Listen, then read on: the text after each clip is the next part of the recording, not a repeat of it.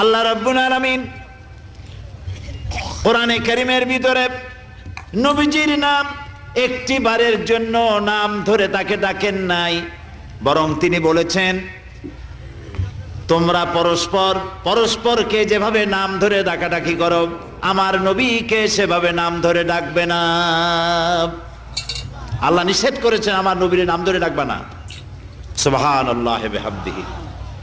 এই পৃথিবীতে যত নবী আসছেন সমস্ত নবীরা হলেন এলাকা ভিত্তিক নবী, অঞ্চল ভিত্তিক নবী। এক এক এলাকার, নূহ আলাইহিস সালাম এক এলাকার, মুসা আলাইহিস সালাম আলাক এলাকার, দাউদ আলাইহিস সালাম আরাক এলাকার, এরকম এলাকা ভাগ ভাগ করা।